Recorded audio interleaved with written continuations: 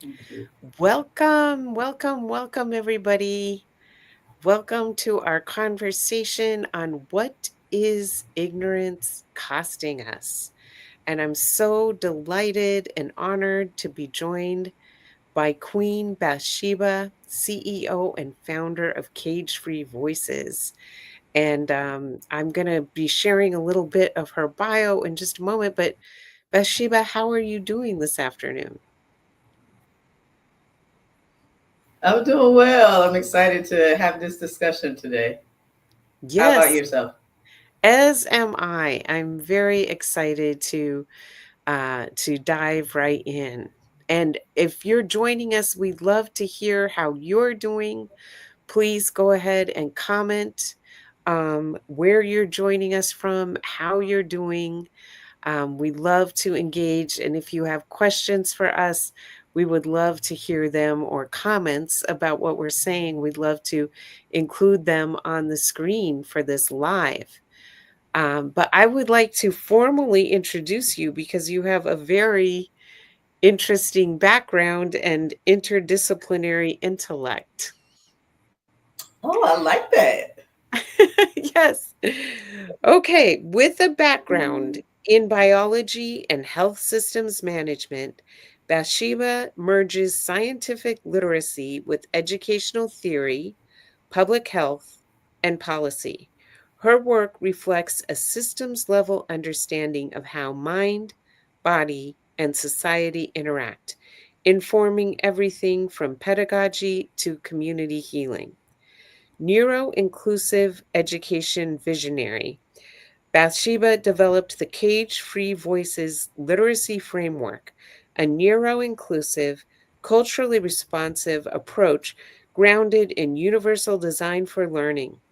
Her method helps neurodiverse learners thrive, not by forcing conformity, but by honoring cognitive diversity. She doesn't teach children to fit in, she teaches systems to see them. And you're also a powerful spoken word artist and vocalist, fusing theology, education, and social justice into emotionally transformative performances. Not just art, it's pedagogy, protest, and prophecy rolled into one. I'm so delighted that you are making time for this conversation, Bathsheba. Thank you. I'm looking forward to it. And just to start off for those who are not well versed in all the different terminology or all the different terms that were provided in that bio, thank you so much for that. Um, just a heads up, neurodiverse just means we have a variety of neurological wirings, right? We all are wired based on the way in which God has designed us. So when we say neurodiverse, that's just essentially what we're saying. And my belief is that while there is the term neurotypical to define those who have benefited from the way in which society has constructed classrooms, I don't believe there's a neurotypical, right? Like, I think we're all uniquely designed. And so that's what we mean by cognitive diversity, just our brains are diverse just as much as we are diverse in terms of ethnicity. I would love to hear what was that moment when you realized you should not be teaching children to fit in, but teaching systems how to see children? Whew, that is a great question. That is an amazing question. I would say I discovered that as a student myself before Mm. I even entered the classroom. I would say when I first arrived at Virginia Tech, which was a major accomplishment for me because the people in my neighborhood didn't go to college, right? Mm. So I get to Virginia Tech and I'm ecstatic about the fact that I'm just in college, period. But when I started to go into my classes, into lectures, into labs, I started to notice that the way in which I would learn based on whether or not it was biology or if it was entomology, and just thinking about the various subjects, or chemistry. Who chemistry was was a beast. I had to study differently for those subjects. And I know that I have the attention span of a gnat, right? So after like 15 minutes of being in class, I was writing poems, I was writing songs, I was drawing pictures. And then that kind of coalesced once I got back to my dorm room. And a lot of times people would be frustrated with me because, and don't do this if you're a student listening to this, because you need to go to class. Because I would only, for certain subjects, I would only go to class when there were assessments, and I would teach myself, you know, in my dorm room, the way in which I needed to learn the material, because the way that it was being delivered wasn't effective for me. And so I knew in that moment, in putting together music and fusing that music with hormones and glands, that was something that would be necessary for students even go. And I didn't know that I was going into education, because mind you, my background is science. I had every intention of doing something in the lab or being a doctor. But I ended up in the classroom, and I noticed that a lot of students were just like me, and they needed to be made free from the cages that society had constructed for them. Oh, I love it. I love it. So tell us about Cage Free Voices and what you do. Okay, so Cage Free Voices is this international multi-service ed tech system that educates youth and adults who struggle with self-image and identity. And we do that by way of constructing powerful learning experiences. So it's not just about multiple choice, it's experiential learning, it's project-based. But we take this neurodiversity approach to learning, so that all students can learn. We believe that you shouldn't just have specific accommodations for certain students in the classroom, because that singles them out, right? And so all of those accommodations should be embedded within the framework of what's being taught. So everybody's learning at the same time based on their neurological wiring. And as a result, we move students 2 to 4 grade levels in reading in just 2.5 months. That's amazing, amazing. Now, do you assess students for their learning style differences or neurodiversity, or how do you figure out what each student needs? Well, just like the students are coming to class to study, we study our students, right? I Mm, think it's important to study the student and not just provide them with the materials and say, you need to study this, because if you don't understand the profile of the student, then you're not being an effective teacher, right? And so we study our students, and based on that, and we also remain in connection with their parents, because they are partners in the learning process. So we refer to them as learning partners, and they know more about their children than we do, right? They know more about their children than we do. It, oftentimes in an educational setting, we take the stance of thinking that we know more about the students than their parents do, and that's just the wrong approach. And so in having those discussions with them, what they notice about their students, we're able to create or have a co-creation of learning plans for those students, and embed that within the framework that we have to make sure that there is a universal design for learning. excellent. And then some people, I think, are very wary of educational technology because they feel like, especially like with AI, et cetera, that there's a push to replace human educators with technology. But Mhm. what is your viewpoint on educational technology?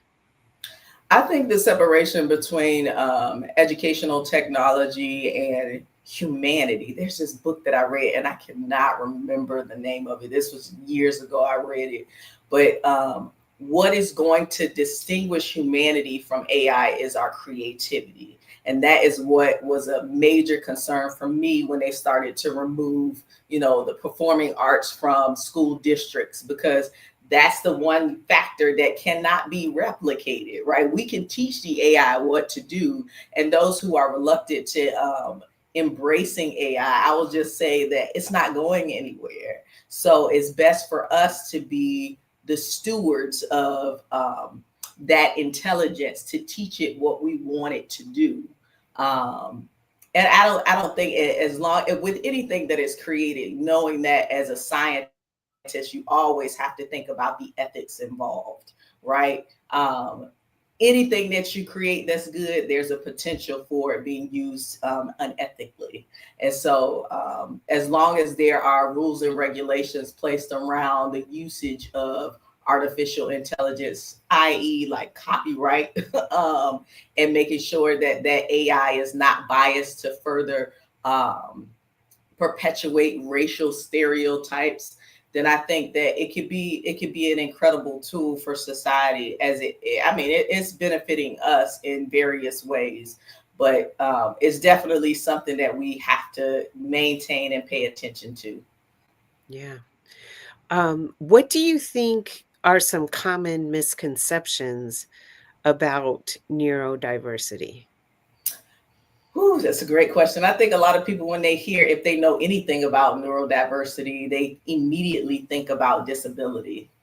And we have to change the paradigm. We have to shift the way that we think about neurodiversity, because God doesn't make any mistakes in his creation. Right? We don't Nothing else in creation tries to redesign itself or to say that God made a mistake in his creation. You don't see a tree trying to be a sidewalk, right?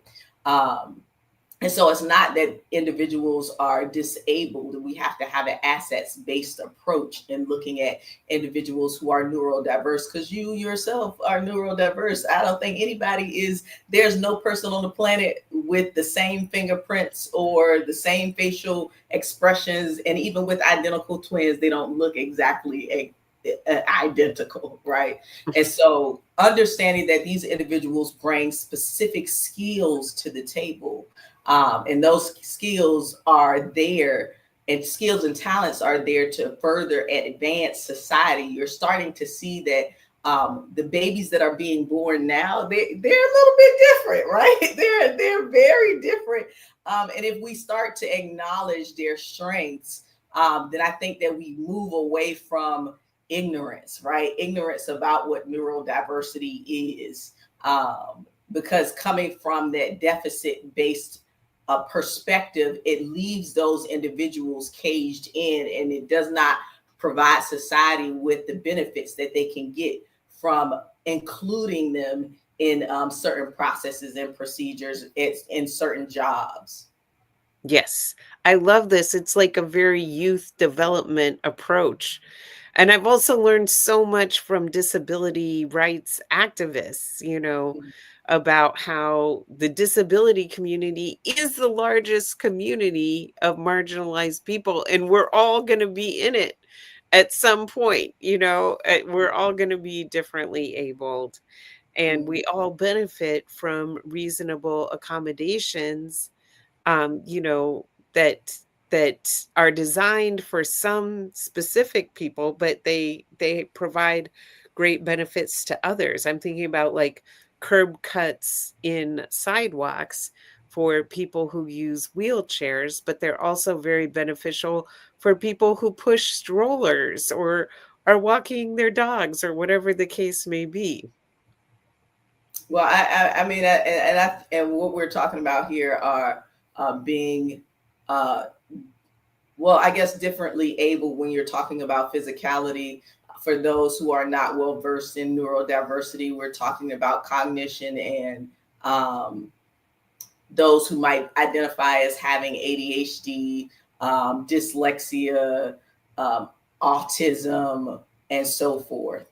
And so, if we start to acknowledge the benefits that they bring to society, I think we'll stop losing out. We'll curb the number of people who are no longer wanting to work, right? um, I think someone has a question.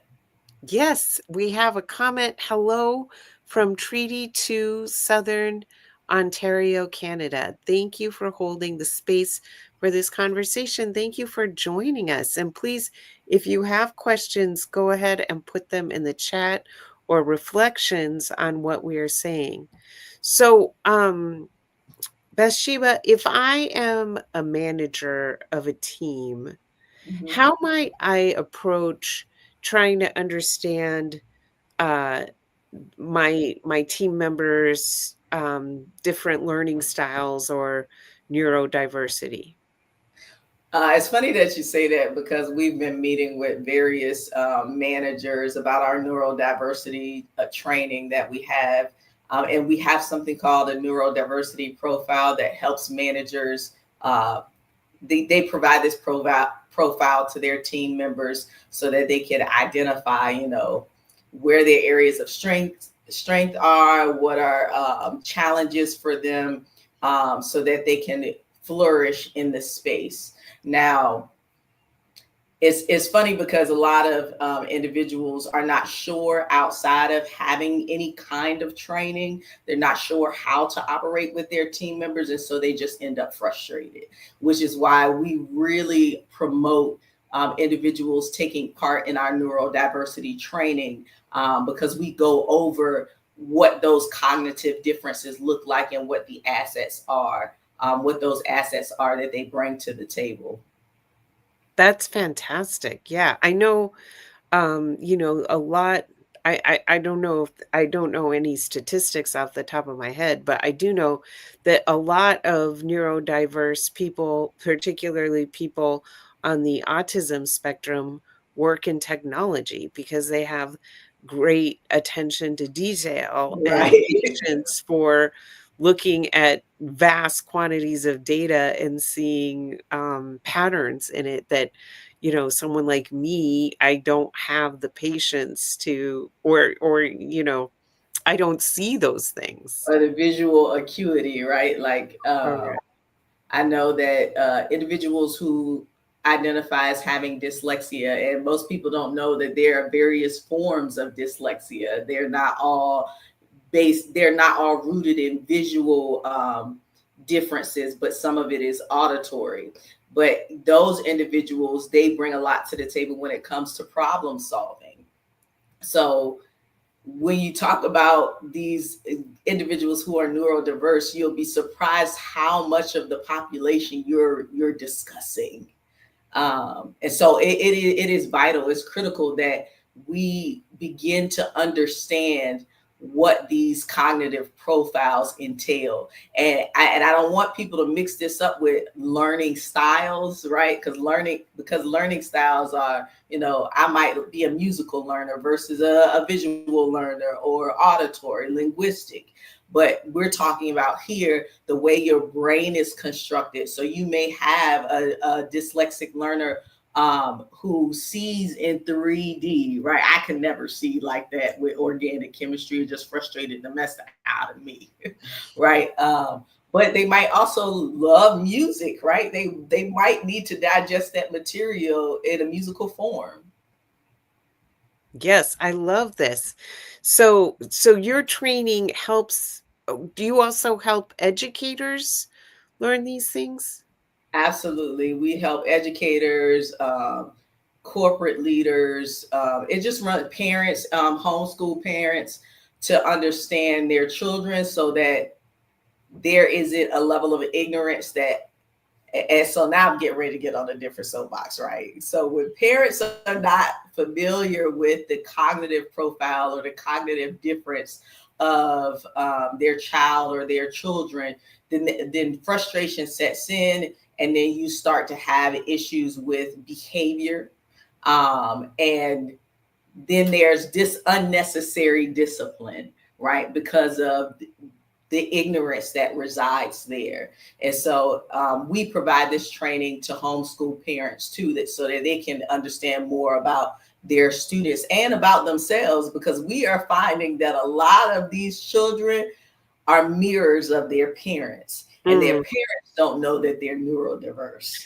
That is so I have heard so many stories of parents, learning of their children's neurodivergence and then realizing, "Oh, hey, I have that too." But there's just so much a lack of awareness and a lack of, I think, there's so much stigma tied up in this. Mhm. And so we don't talk about these things openly, but there's nothing to be stigma. It's like what we always talk about in the Interracial Sisterhood Coalition, that we are here to teach people how to relate across difference as equals, that we can name what the difference is and not ignore it or pretend it doesn't exist, or but we can name it and still relate as equals, because no human being is more or less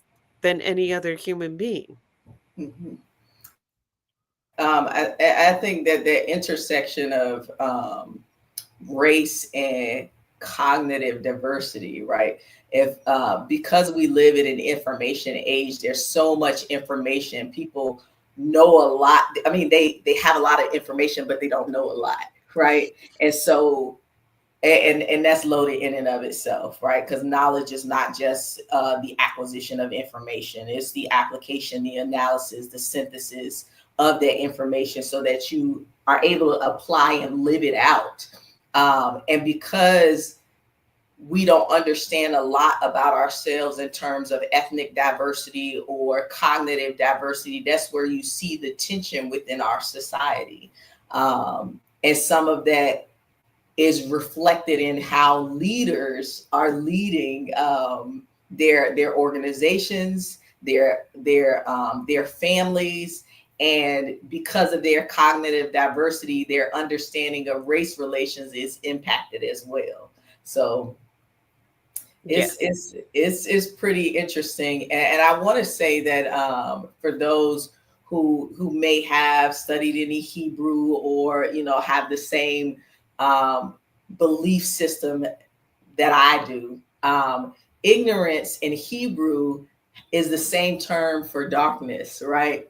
And as long as we are ignorant to how people are designed, as far as the history behind who we are, and that's why Cage Free Voices is about identity and self-image, and we're using literacy to help people with that. As long as we are ignorant to those things, we remain in the dark, and that is where the enemy resides. That's why there is so much chaos, because we have the information, but we don't have the knowledge. And we also are more prone to seeking to be understood as opposed to understanding. We comprehend a lot, but we don't understand a lot.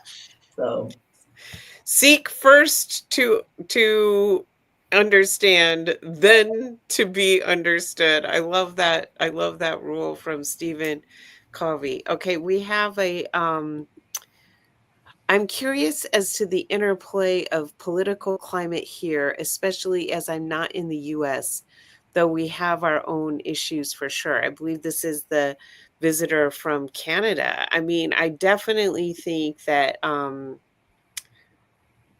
the education system in the United States um, does, by design, fills our head with a lot of negative stereotypes and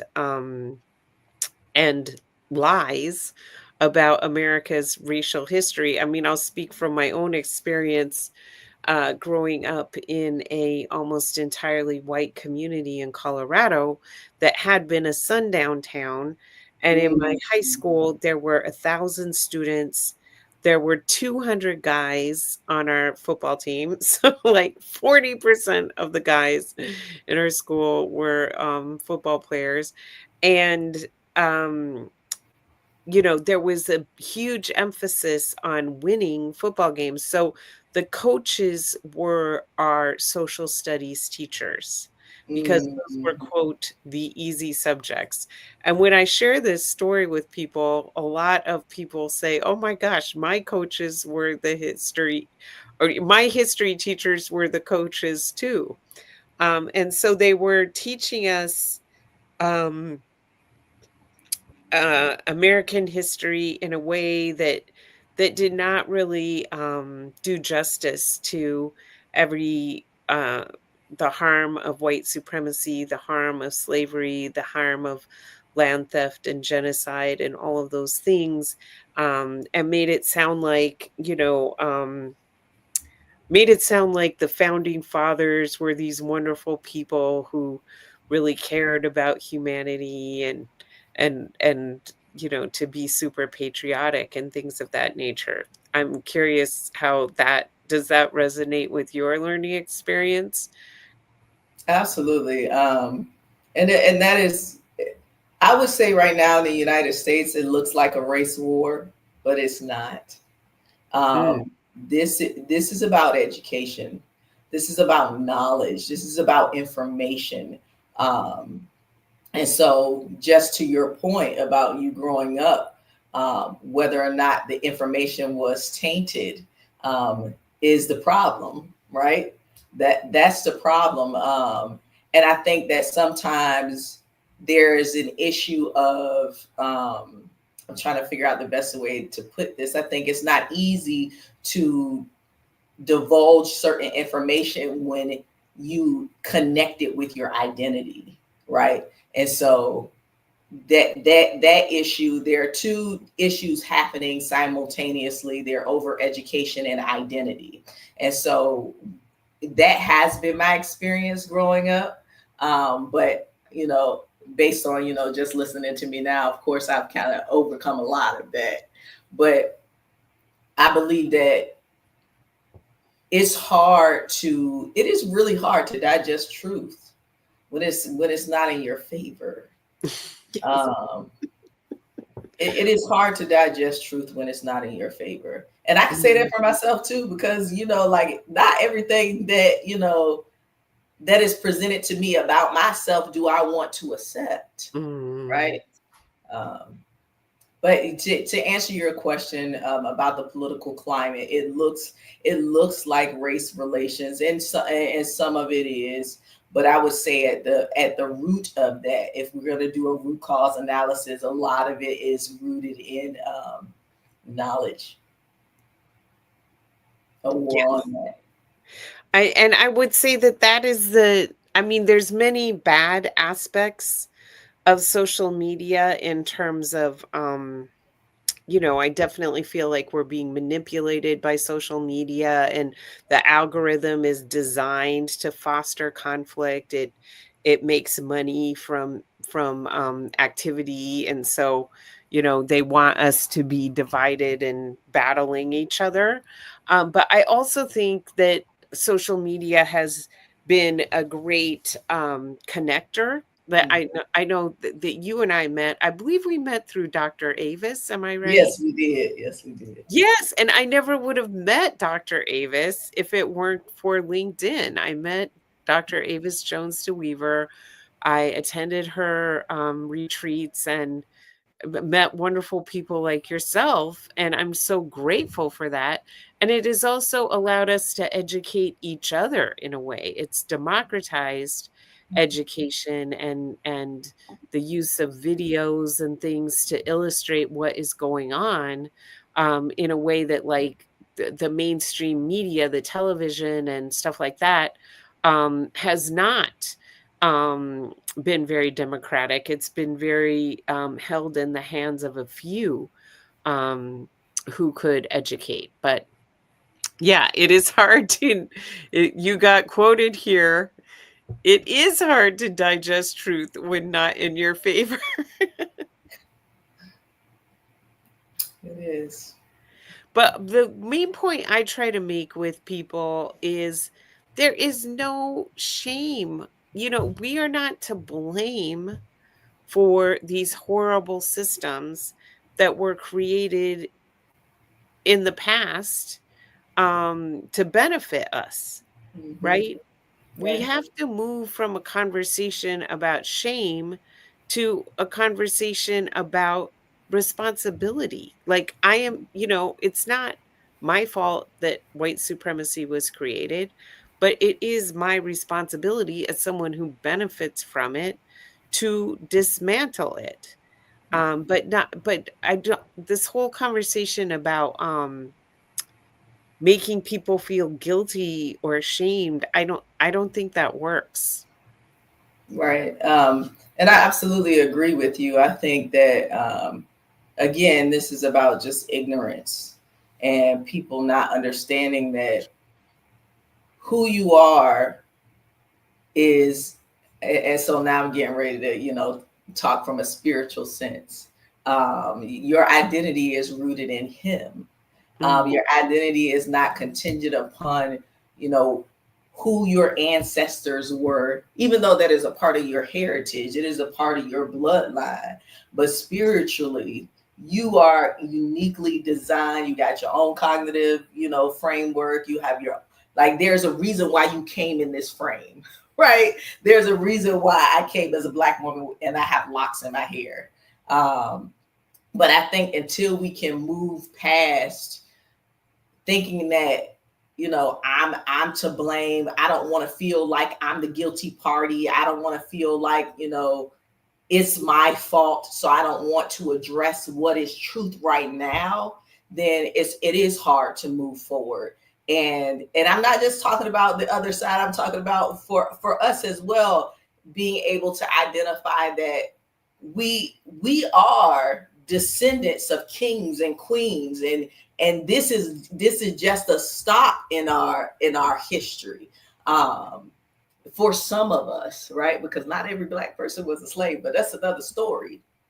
But we until we identify those things and connect our identities spiritually with who has created us, it'll make it's been difficult. There's been tension, amongst races, and even scientifically, I won't go that far, but scientifically, if we knew the science behind humanity and a lot of the history there, we wouldn't even be having this discussion, right? Because we are all connected. yes, yes. Well, there was a huge investment in science to prove a racial hierarchy and that some people are human and other people are not, and all of that. Um, and hundreds of years of money and energy was invested in that battle, and still to this day, unfortunately, many doctors believe that Black people can withstand pain at a higher rate than other people, and we see that in the statistics about how pain medicine is or not prescribed. I don't know if I don't know if that statement is true or false, right? Mm, Allow me to explain. sure. Just because somebody can withstand pain doesn't mean they should, right? Um, and if you have histories of trauma embedded in your DNA, and that is the only way in which you survive, you have no choice but to be able to withstand pain. It doesn't mean that you should have to. There should be an opportunity for you to have vulnerability as well. Yes. 100%. 100%. Because black women are tired. Like you're tired. Like that's like working all day, a 24-hour shift, and never getting a break. And Mm, that just being the expectation. yes. 365. Yeah. What, Bathsheba, uh, what are some recommendations that you have for folks around this topic? Um, don't just be informed. Don't just be informed because not all information is accurate. Do some do some studying. Study outside of yourself, outside of the realm of your influence, of your own perspective. Because then, there was a friend of mine who told me, I was in Niger at the time, and he was talking about why it's important to go various places around the globe, because the only way that we can fully connect to God is to understand the various expressions of who he is, and he shows that through the different forms of people he created, right? So if you want to have, if you already have a relationship with God, if you want to have a deeper relationship with him, get to know your neighbor, get to know somebody who does not look like you. And I don't mean that by like asking them to do the research for you, and I don't mean that by just ethnic diversity. I'm talking about what we started off talking about, and that's neurodiversity, understanding how people think, how people think. And comprehending and understanding are not the same thing, guys. To comprehend is just like being able to translate a language, and you know what the words mean, but understanding requires revelation. It requires revelation. It requires context. And so you need to understand the context, and ask the Lord to give you revelation about what is taking place. And that's why I never say when I'm teaching my students, or I never put in lesson plans, students will understand, because understanding may come much later for them based on their personal experiences. But they will comprehend, right? They will comprehend what's being communicated. So I would recommend taking some time to go beyond comprehension to understand the information that you're provided, so you can understand your neighbors, understand yourself more, and to, while you are studying history, take some time to study yourself so that you are approved. Because your history is not synonymous with your destiny and completely who you are. It just plays a role. Yes. I love that understanding requires revelation. It does. It does. And the word of God tells us, in all that getting, get understanding. Mm. And a lot of that is missing from society right now. And that is why ignorance is running rampant. Nobody is taking any time to understand anyone else, even down to, like I said, with parents, we don't have time. We're working. I don't have time to understand this child and why she's going off about getting her hair done. Just get your hair done, right? But she might have been caught in the middle of something else she was processing in her mind, and she had some ideas, or she was not ready for the next place where you were taking her, and so she was reluctant to getting her hair done, right? Seek out understanding. And if we do that first instead of being understood, I think that we'll start to see some traction. Yes. And from a judgment-free space, right? Right. Just being curious, open, and assuming nothing. Easier Right, said than done. right. Because you can't pull down strongholds if you won't acknowledge the strongholds, right? Yes. Yes, yes, And so yes. you have to be open to people telling you their complete honest truth. Like Mm. whatever it is they're thinking in their mind, if you are too reluctant to hearing what they have to say because you just think it's outright wrong and they should not say that in the first place, then how is their stronghold going to be brought down? It has to be brought out into the light so someone can say, let me tell you why there's that thought process is a bit problematic. There you go. Well, Bathsheba, how can people access your services? They can go to C as in cage, F as in Frank or free, V. So that's cfvonlinelearning.com, and just go to contact and fill out the form. Let us know if you're looking for a consultation, training. There are different options there. Or you can directly contact us at our email at contact@cfvonlinelearning.com. Contact at cfvlearning.com. CFV.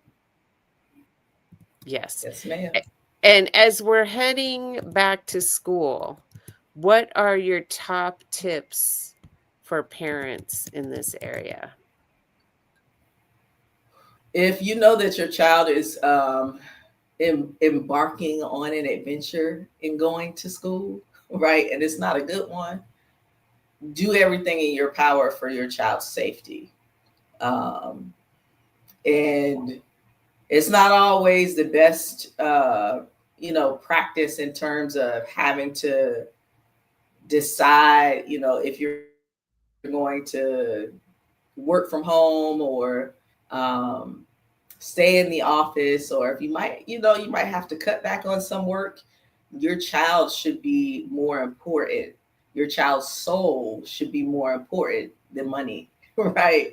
And the safety of your kid, and not just the safety, the mindset of your child, because their childhood is all that they don't get a second childhood.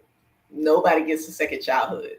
So keep that in mind when making decisions about whether or not you're going to send your child to school. Look at what the curriculum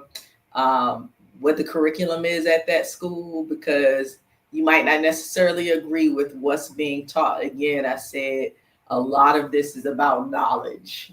And Karen has already expressed her experience growing up. So if you want your child to know the truth, if you want your child to be a positive contributor to society, I'm talking to every parent out there, then make the best decisions for your kids, not just the best decisions for your situation. Excellent. Excellent. And to access your fantastic resources so you can enhance your understanding of your kid's neurological style and your neurological style, etc. I think just being able to name this is very important. Right, right. Because I follow a lot of groups on Facebook, and a lot of parents are just out of sorts. They don't know what to say about their kids, or how to deal with them, or how to help them with emotional regulation. And just mind you, emotions and feelings are different, and we talk about that in the training. But in noticing that a lot of parents don't know how to manage that, it would be beneficial for them to check out some of our resources. Excellent. Excellent. Well, thank you so much for making time to join us here today, Bathsheba. Thank you for having me. Yes, and thank you to everyone who joined us as well. I see Jackie Virgil is here with the email and also with the website. And thank you to everyone else who joined us. And shout out to Dr. Virgil, who is our executive partner for Cage Free Voices. She does a lot for this work. Excellent. Thank you so much. Okay. Until next time, thank you, Bathsheba. Take care. Bye. Oh, here. You're welcome. Okay, bye.